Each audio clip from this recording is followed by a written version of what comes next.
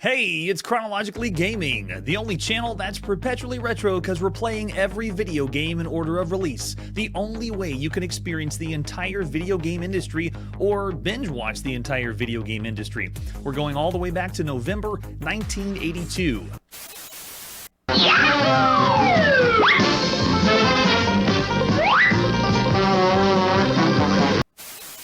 We were last playing Speedway Blast and Spiders of Mars, and I gotta tell you, after playing more Speedway Blast, I gotta re-rate it. This one is so much fun, and it's so unique that I'm gonna go say it's one of the best games you could play on any home computer. Speedway Blast is 4.5 stars.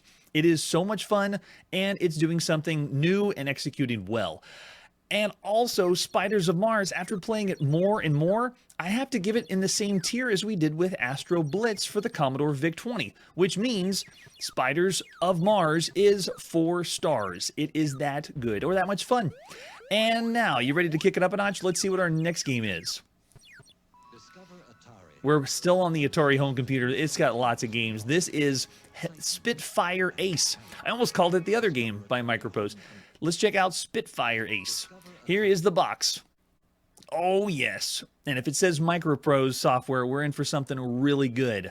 Sid Meier gave us the first game we ever saw by him, Formula One Racing. And this is the 4th game that MicroProse has given us. They did Chopper Rescue, Floor to the Jungle, and Hellcat Ace. And if this is anything like that, everything they've given so far has been amazing. Exciting 3-dimensional aerial combat over Europe in World War II. Yes, sign me up. How are they going to do it, though? I asked myself the question when we played Hellcat Ace, but, I mean, it's got to be the same engine, right? Yes, strap on your parachute, man. Man your Royal Marine Spitfire fighter and defend London during the Blitz with Spitfire Ace. If you look down on the bottom, there are games that we'll see later. There is Hellcat Ace that's down there, but the majority of the war games we haven't seen yet. This is the very beginning of the cusp of MicroProse software. Oh, man, it looks really, really nice. What other artwork do we have for Spitfire Ace? This marks the 409th game we played for the Atari home computer thus far on Chronologically Gaming. And this might be the box you saw originally. This is an early cassette release of the front of this box. So right now, November 1982, this might have been the box that you saw, not this fancy, flashy one that you might have seen later. Besides the box, we also have the ad you would have seen with a few other games that MicroProse software will be doing because they're going to hit really hard with the war-style games or flight games. Now that they got Sid Meier on their side, nothing will stop them. There's the example of the cassette tape we're going to pop into play because you played video games on cassettes in November 1982. And then much later, about 1984, is when this release comes out in the United Kingdom. They get a chance to play Spitfire Ace, published by US Gold. So this is the box. It looks kind of the same as what we just saw. Fancy. All right, tell us how to play Spitfire Ace. Oh, I'm so excited to play some flight simulation, if that's what they're going to do with this one. It's a game where it challenges your nerve, flying skill, and knowledge of air-to-air combat tactics. You fly your World War II plane against a computer-controlled airplane or airplanes in 14 different scenarios. Your goal is to complete 5 missions and become an ace. And there you go. Look at the top right. There's Sid Meier. Notice that his name is not on the box. He's not going to start doing that until later. All of the games we've seen don't have his name on the front saying Sid Meier's Civilization, stuff like that. We have no idea what that is. So there's how you load the game if you play on disc or cassette. We have lots of different game options because the Atari home computer has buttons to select the game mode, select, and then start right on the computer. So this one has several different game modes. You can do up to 4 different people can play because it is have slots for 4 controllers. But this one you'll be taking turns. You don't all get to play at the same time. Whenever the game boots up, there's the game display. So you know what your mirror, speed, altitude, course, ammo, and power is. And yes, this is a combat flight simulator. This is only the 8th combat flight simulator we've seen thus far. And this game, you have to use 2 joysticks. One Atari VCS joystick is to fly your plane. The other one is your throttle. So you have to use 2 joysticks to play this. So cool. And it explains here how to make a plane fly. It works really well with the Atari joystick. And we got some combat tactics because, yes, it's not just a flight simulator. We're going to be shooting stuff. We have several different scenarios. 14. France, Dunkirk. Look at this. Airbase attack, blitz, London, Malta. And this one describes what every single scenario is going to do. It's pretty much just different locales. It's not exactly what you'd expect, like you're going to be going to different places. It's mostly shooting people in different areas. And they do have bombing runs too, which is really nice. And then after you finish every scenario, you get accumulated of victories and determine what your rank is. Rookie, wingman, pilot, ace, or world's greatest fighter pilot. Wow, wouldn't it be cool if we did that? Oh, Marshall saw that it says basic. Yes, right? It must have been a lot of machine code. All right, so there you go. You can see what your rank is based on over on the left side. And then this game allows you to do advanced combat aerobatics. You can do loops, split aces, split S's, and Immelman turns. And it explains what to do. And it even gives you the picture of what your plane will be doing. Look at this. Wow. Amazing. And there it is. Wingman, which we haven't seen yet, but there's Hellcat Ace and Floor to the Jungle. Floor to the Jungle is a 4-player simultaneous platformer. Highly recommended. It's awesome. All right. They got a lot to look forward to. And this one, we're not going to play the US Gold version. We may see that one later in 1984, maybe not. Let's pop in the disc to play Spitfire Ace. This is Sid Meier and MicroProse, released at some time in November 1982. Yes, Brad, we'll do our best to do a barrel roll if we can. Combat Flight Simulator is so rare. This is only the 8th that we've seen on everything since the beginning. Hellcat Ace is another really good one. Dawn Patrol is rough. It's a rough combat flight simulator.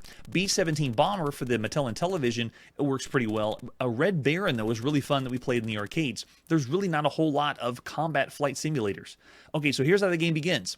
You select what scenario you want and the number of players you want. So you can see I'm selecting the scenario by hitting the select or the option button on my computer. And then you can select the number of players you want too. 1, 2, 3, or 4. You don't get to play at the same time. You take turns, but we'll go ahead and go with scenario 1. Let's fly over France. And I think, did we do something similar to France last time when we played Hellcat Ace? I can't really remember. But having 4 players being able to play, even though you're taking turns, is really nice. All right, let's go into it. Your mission, shoot down the German bomber. So that's our mission. Press start to begin. And then this keeps a ranking of all the pilots. We only got 1 this time. Let's push start and go. Oh, yes. So the first thing is the way this controls and responds is mind-blowing that I'm playing something like this, because we played games that are space combat simulators where you're meant to be flying around. Oh, there we go. It's less rare to play something with not a sci-fi flavor like this.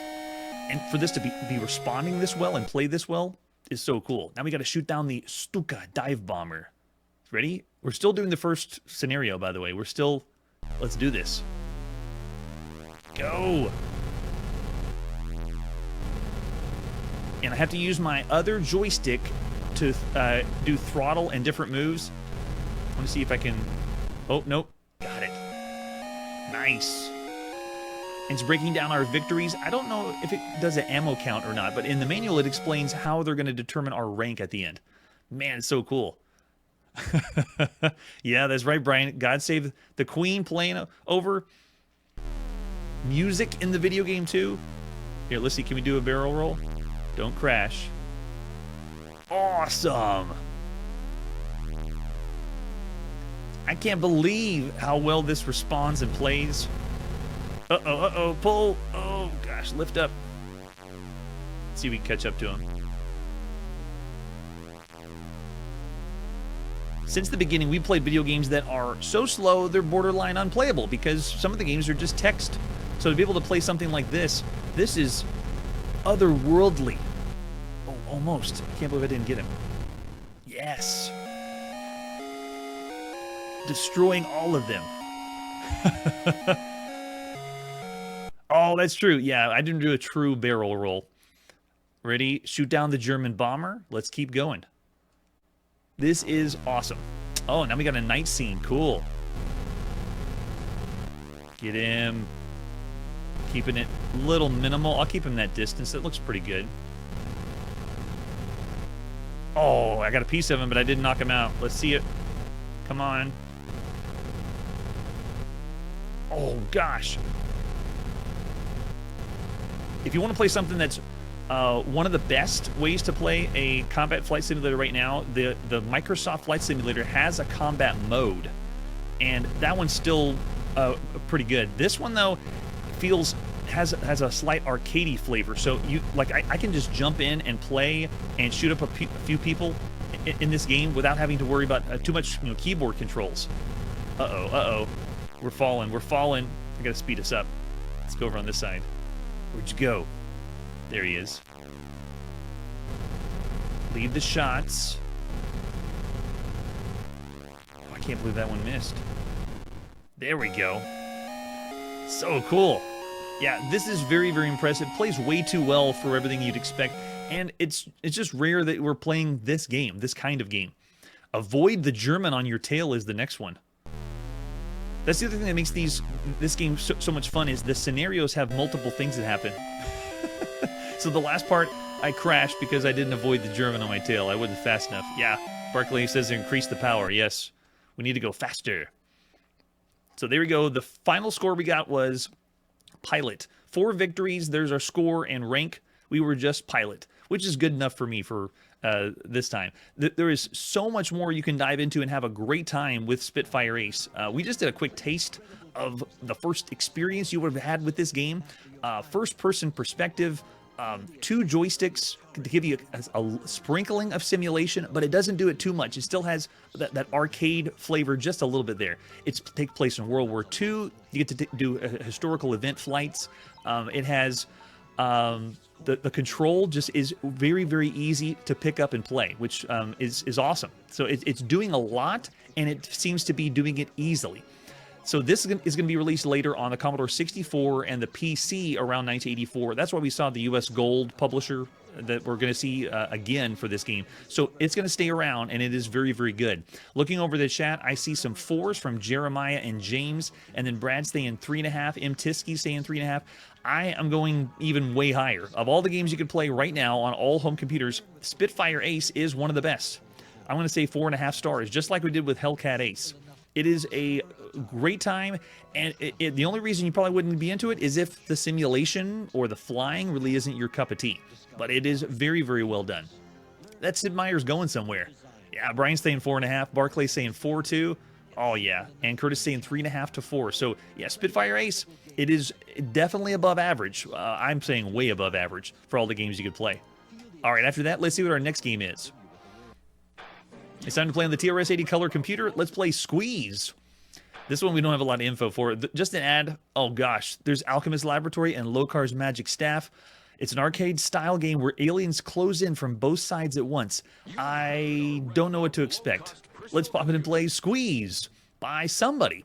Published by the Real Software Company at sometime in November 1982.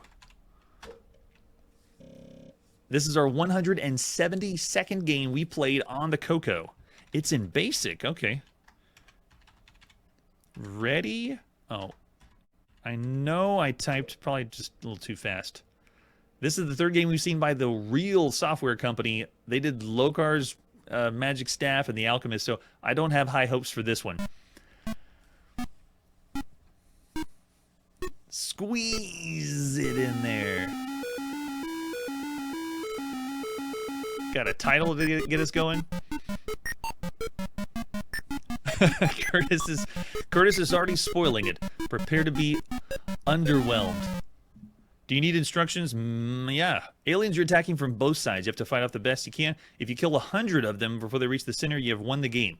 Move the defender using up and down. Arrow keys. Oh, it's only keyboard? Okay, I'll get my hands on the keyboard then. You have 10 aliens. You will hear this sound. Okay, that sound. Every time you hear that sound, the aliens will start closing faster and faster. Okay. And they're giving us sound cues. The game starts out slowly, but watch out. All right, I guess we'll start on difficulty level 1 and then go into it. Oh, I see. Keyboard control. So you're literally just using the cursor keys to... Oh, gosh, the response is so bad. If I want to go to the left or right, I'm just using arrow keys to shoot left, to shoot right. And you're just making sure the aliens... They look like hourglasses, but the aliens don't get to the middle where you are. Oh, man. This is a chore. Ready? I'm going to push up. And now I'm going to push up. That's how long it takes. Well, at least that time they had a little warning. Oh man, scary. This is a fixed shooter. This is the 385th fixed shooter we've seen thus far on Chronologically Gaming, and the 221st we've seen for all home computers up to this point. A fixed shooter on its side like this, shooting from side to side, is a little bit more rare. There was a mode we saw on Twerps, and Marauder had something like that, and Shadowfax was the game that we played for one of the versions where you're Gandalf on a horse, but it was shooting on the side too, like this. So it's not usually at the bottom of the screen. Oh gosh. Well, at least the game has difficulty options, but yikes. Squeeze is rough. That one's just slow, painful. We played some simple, easy games to play. This one's simple and easy, but it doesn't even execute well. So I gotta say, it's bad for all the games you could play up to this point. Brad's thrown out 2 stars for all the games on all home computers. Jeremiah is saying 1.5, and James is saying 1.5. Yeah, right. Oh, Beam Rider's another good example. Beam Rider, it still was like kind of going around the screen, but it's, yeah, very poor, very poor. I'm gonna have to say low. Yes, it does. It moves even worse than an LCD handheld. I'm going to go 1.5 stars for everything you could play on all home computers. It's bad. It's in the bad range. Not necessarily broken. It gets the job done, but yikes. Yeah, 1.5, another 1.5 that I see in the chat. All right, after that, let's see what our next game is after this commercial break. Let's go to the video game store. Yes? Yes? Pitfall and Stampede by Activision? Sure. For Intellivision. No. Activision doesn't make video games The for Intellivision? Pitfall, that challenging jungle adventure game that dares you to find the treasure, and Stampede, that rope them doggies roundup game. Negative. Pitfall and Stampede by Activision for... He just yells out wrong. Activision. We put you in the game. That's right. Activision does make games for the Intellivision. Let's play Stampede on the Intellivision. All the games we've seen up to this point have been Activision on the Atari 2600, except Pitfall. We have seen Pitfall on the Intellivision, and this is their second game for the Intellivision. They've done, we saw this on the Atari 2600 first in December 1981, so they are porting this to Intellivision. Look at this. They even changed everything. Where's the rainbow by Activision? You've changed, Activision. You've changed. But the front of the box is still pretty slick. Flip it over the back. Yeah, there we go. They even credit Bob Whitehead. Very nice. Roping cowboy at a time. The video game action that's as wild as the Wild West. Because that's where we are. The Wild West of video games. I'm too much of an Atari guy, too. I should play more Intellivision. And we will. What other artwork do we have for Stampede? This is our 50th game that we played for the Mattel Intellivision on Chronologically Gaming. Activision has done 22 games. This is their 22nd. Everything they've done has been on the Atari 2600, except for, actually, some of the best games they've done have been on the Atari 2600, like Ice Hockey, Star Master, Barnstorming, Mega Mania, Kaboom, and then we saw Pitfall on the Intellivision, and here's their second one. Oh, man. Besides that, here's the ad you would have seen from magazines. The toughest challenge known to man, and that's no bull. As usual, Intellivision has a overlay that you got to put over your numpad to play the game, but this one really doesn't need it too bad. You're just going to push what game you want, and it gives you a description of what the game modes are. There's our Intellivision with Stampede. Still rocking it. There's the cartridge for Stampede. They changed up just a little bit when they brought it over to the Intellivision, which is a nice touch.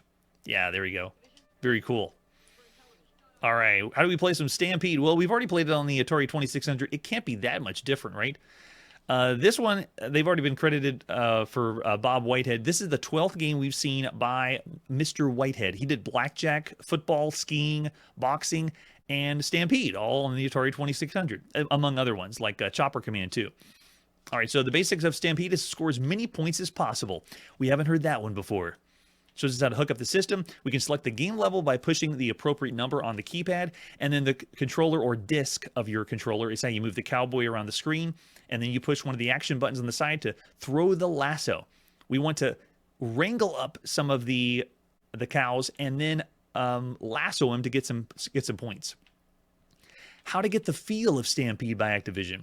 Climb in the saddle and then start riding. You're just going to be moving from the top of the screen down to the bottom. And we just mentioned Shadowfax in the game before as it being a game on its side, turned on its side instead of going up and down. This one does the same thing. It's a game turned on its side, but it's doing something very unique. There isn't a lot of equestrian style video games that are out there. There's the example of the screenshot where they're breaking down everything that you see on the screen and then what the game modes actually do, which is helpful here in the manual. It explains the dangers of the trail, what your lasso will do. And yes, you have no time limit in this game. You can keep on riding and roping as long as the strays don't pass you. You have to make sure all the cows stay on the screen or you lasso them. If any of them pass you or a certain number, then you're out of luck. Yes, we can join the Activision Trail Drive just like we did on the Atari 2600 if you get the right score. 3,000 points on Stampede. It doesn't say what game mode, though. I wonder if it's just game mode 1. And you can get the patch. And there he is, Bob Whitehead. Way to go, Bob. Way to go, Bob. Let's pop in and play some Stampede by Activision on the Intellivision at sometime in November 1982. Because now you can do it. This is the only game that is an equestrian video game.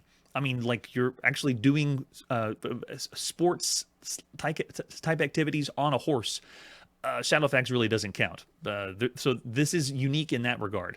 All right, so what game do we want to play? Let's start with game mode 1, some slow cows, and go.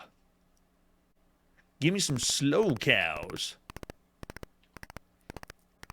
Nice sound effect of the cow. So if you just move up and down and you nudge the cows, you see how it works? You just, like you're hurting them and keeping them on the screen. But that won't keep the game going. If you look at the top left of the screen, that's how many you have. Oh, see? I already had one pass. That's how many you are allowed to have pass you. Once you have enough cows pass you, then the game's over. So you're trying to get as many points as you can by lassoing. Got to lasso them like that. Avoid the things in the road. Oh, we got another one. Man. And they all have the different names for the cows. Holsteins, Jersey cows. The Black Angus is the one that just passed me. And those Black Anguses, man, they come in so quick. There it is. Oh, not going to give me this time. That's better. The different colors are the different kinds of cows. I think I'll keep that one. Yeah, the white ones are pretty quick, though. Let's keep them at bay. That's better. But, oh, I let the slow one pass, and there you go. So I got a score of 401. But if you make it to 3,000 points, then you can be part of the Activision... Oh, wait, why won't it let me reset? Can I... oh, clear it? No? There we go, yeah. Game number 1, slow cows. Got to know the right button to hit on your Intellivision number pad. Okay, so that's the way the game works. It is a unique game because you're not shooting anything and it's not sci-fi themed. It's a Wild West theme. So it's doing something unique and new. But for my money, it's not as impressive as it could be. But it's still a very well done arcade style. Oh, that was close. Almost. Score attack game that you could find enjoyment for it, but for my money, there's better games that Activision's done and better games you could play for home consoles, so it's not something that is like the top tier of everything that's out there. So we're doing okay, but we are playing on game mode 1, which is slow cows. Take your time. Oh, there's that Black Angus. It goes by way too fast. Oh, I got a better score though, 552. Cool. So yeah, we got herding, we got roping, we got cow wrangling. So for video games in the world of everything we've seen up to this point, it's still unique and it's still original. But you can understand how the game works. Very, very simple to pick up and play. You just got to move up and down and herd or wrangle the cattle, and then make sure they stay on the screen. Don't let any of them pass you, and then lasso them. And we already saw it on the Atari 2600. Here it is on the Intellivision. Of all the games you could play on all home consoles right now, I'd still say this is around the average range for everything you could play up to this point because of how unique it is and it's trying to do something different, and the presentation is very good for a home console game. I'm thinking around 3.5 stars. I look over in the chat, I see some people throwing out 3 or 3.5. Ooh, Jeremiah's saying the 2600 version is 4 stars. Oh, really? And Intellivision doesn't look as good. Intellivision, I would say, is still pretty much the same as the Atari 2600. Jeremiah saying 3.5. Arrow's throwing out a 2-star. Oh, and the glitches. Oh, you mean like the shadow or the effect of the cows on the screen kind of flickering? Yeah, the flicker. I'm not sure if that's a normal fare or not. But everything else is saying 3 stars that I've seen from the chat. I'll bump it at 1. I'll rate it the same that we did for the Atari 2600. 3.5 stars for the Intellivision. It still is done well enough. If you do not like playing on the disc of the Intellivision, I can understand you rating this less than the Atari 2600. It is classic on that one too. All right, after that, let's see what our next game is. We're next going to the United Kingdom. Oh, wait. That sound means it's night time for another Star Trek variant. On the BBC Micro this time. This one is a 2-pack, Star Trek and Candy Floss. What in the world is Candy Floss? Well, we're going to find out. This is our 43rd game we played for the Acorn BBC Micro. I do not have a box for this combo pack. The 2 games, I just have some screenshots. Some screenshots of Star Trek, ooh, and screenshots of Candy Floss. And, oh, there we go. That's a pretty one. But that's about it. All right, so this is a 2-sided cassette, so let's pop in the first side, which is Candy Floss. This is by John Sinclair IJK Software, released at sometime in November 1982. The 4th game we've seen by IJK Software after games like Invaders, Pontoon, and 3D Maze. How original. All right, so here's Candy Floss. This is the first game we've ever seen by John Sinclair. Wow. We've heard some good sound effects on the BBC Micro. This might be the best music so far on the BBC Micro for any video game. Or it's easily top 3. Wow, that's so much music. Yeah, that's top tier video game music on the BBC Micro. How many people are playing? Well, in Candy Floss, you can have 9 people play. We are totally not doing that. We don't have time for that. Let's play with, how about 4 people? And we get to name them. Let's do Chrono. Oh, cool. We can do caps too. That's awesome. I'll do it all in caps. Name a player 2. Let's do everyone from the chat. Brian was next. And then before that, we got Curtis. And then player number 4 looks like it was Kim. The Blackpool Weather Report. It's sunny. Press space to continue. It doesn't give us instructions. Usually they give us instructions of what we're playing. On day 1, Candy Floss costs 2 pence. This is my stand. How much Candy Floss will you make? Oh, no way. It's another business management simulation game. Or a management simulator. Kind of the games like Lemonade. All right, how much Candy Floss will I make? If it only costs 2 pence, I'll make 5. So the whole idea of these kinds of games right now is you just are making decisions based on your resources as if you were the owner of the business. But this one's kind of cute because I guess this is cotton candy, maybe? Is that what Candy Floss is? How many advertisement signs do we want to make? Let's make 2. And then how much do you want to charge for Candy Floss? 2 pence is, I'm going to go big, 4 pence. Do you want to change anything? And no, I do not. And then we go to the next stand. So it's a turn-based strategy game. Now the next person gets to take their turn. Brian can say how much Candy Floss they want to make. Let's have him make 10. How much advertising signs? Make 1. And then how much do you want to charge? Let's keep it, wait, is this, his say 2 pounds? What? I'll keep it 2. Okay, do you want to change anything? No. Oh, it still says that one. Then we go to the next person's stand. Curtis's stand. How much Candy Floss will they make? They will make, can we do 50? How much advertising signs? Let's do 1. And then how much do you want to charge? Let's say he's going to go all out. 59. Do you want to change anything? No. And then finally, we'll do Kim's stand. How many Candy Floss will you make? Let's say you're just going to make 1. And then make 4 advertisement signs. How much do you want to charge? Let's do 1. No. So everyone's making different decisions on what they want to do with their business. And now the daily financial report shows my stand has 5 Candy Floss sold, 3 pence per Candy Floss. So I made 20 pence. So you can see how the game works. We've seen these games before plenty of times on Chronologically Gaming. I'm actually excited for one of the games we're going to see much later called Drug Wars, where you do this exact same thing, but you are acting as if you were a drug lord and making decisions on, you know, how much you want all the drugs to be. All right, so this is the daily report. They're going to give a response for everyone's stand on how they look right now. I don't know if the plural for Candy Floss is Candy Flossy. Candy Flosses? I'm not even sure what I'm selling. What is Candy Floss? Maybe we are selling drugs. I don't even know. Oh, gosh. Yeah, so you can see everyone's decisions. Oh, man, negative 62 cents or 62 pence. But you understand how the game is played. You do have to keep going for quite a long time to get some enjoyment out of it and then obviously make the correct decisions. All right, there you go. So that's Candy Floss, but this is a 2-pack. That's right, a compilation. This one is our 64th Star Trek variant we've played thus far. Also part of this 2-pack. Way to go, John. Let's see how to play Star Trek, part of IJK's Star Trek. The strategy game where you must destroy the Klingons. Yes, they call them the Klingons. Awesome. All right, so this one you have commands you have to type. 3 letters each time. Oh, man, make sure you memorize that.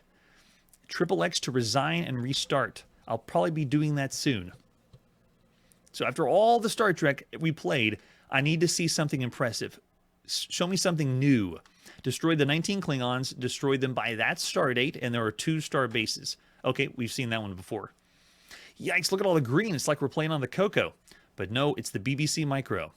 All right, so it's going to give us whatever commands we want. So we can do, looks like the Enterprise is represented by the E at the top. Our condition's green, there's the star date, and then we got 2 stars. This one's another one that I think is turn-based. Notice there's nothing happening that's active or real-time while I play the game. We have played real-time Star Trek games. This one does not do that. All right, so I want to put up the shields. Shields. We got 3,000 energy units. How much is going to go to shields? Let's do 200 to shields. Shields are now at 200 units. Very nice. All right, so let's look at long-range scan. I think we're in short range. So there's the quadrant. We're in quadrant 6, 4, and it can tell us where we need to move. It doesn't really describe what things are in the different quadrants, but if we do our navigation system, we can set a course for, let's say set a course for 4. Warp factor 2. Engage. Oh, and we landed in a quadrant that has no Klingons again. And nothing. There's just stars here. So let's navigate again. And this is how you play Star Trek. You are moving around the galaxy using as little resources as you can to manage your starship, usually the Enterprise. And can you destroy all the Klingons within a certain time frame? Because notice the star date is already ticking. We're 2401 now. All right, so let's head to course number 2 and warp factor. I don't need to use that much energy. Warp factor 2. Engage. Permission to cross galactic border denied. Engines shut down. Oh, okay, we can't go that way. All right, so do it again. I think we did this in the last Star Trek game. I went beyond the normal range. Warp factor 2. Enterprise. Oh, no Klingons here either. Well, it's a very slow and easygoing in the land of Star Trek. Yeah, usually the long-range scan does, but they just had numbers, and they didn't represent what the numbers stand for. Oh, yes, and Jeremiah's just brought up Stellar Track in the comments. That is the only Star Trek variant that you could play right now on home consoles. Everything else that we played that are Star Trek games like this are all on the home computers. All right, that's enough of our quick taste of Star Trek games. If you want to check out some of the games we played much longer, like an actual real long play session of a Star Trek game, I'll include links for those down below. Now that we played 64 games of Star Trek, it's getting a little long in the tooth. All right, so Star Trek and Candy Floss is a 2-parter. So this 2-pack is interesting. I would still say of all the games you could play up to this point, it's still around the average range because Candy Floss is a very antiquated idea and the way that it's executed is. The music, though, for the BBC Micro, that might be the most impressive thing about it. And Star Trek you saw is just pretty much Star Trek. Yeah, so I'm looking over the chat. Most people are saying average 3 stars. I see a 2 from Brad for all the games you could play.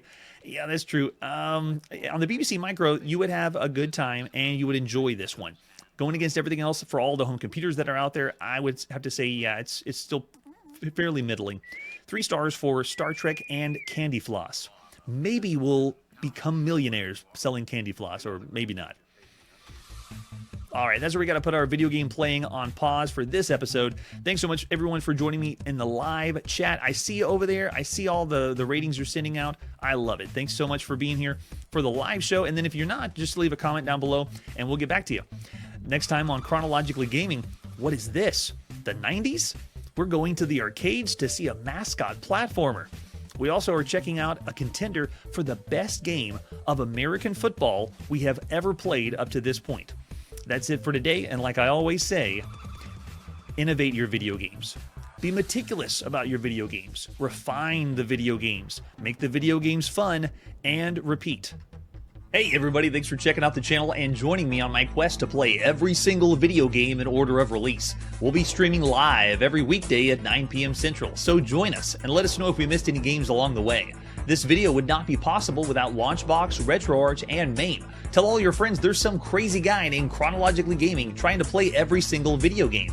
We have links down below that'll send you to places like our Discord and Patreon, and one that says all the video games we've ever played. If you go there, it's a list of everything, and you can click right to the game you want to see. Chronologically Gaming is the name to look for. We are perpetually retro, and we will catch you next time.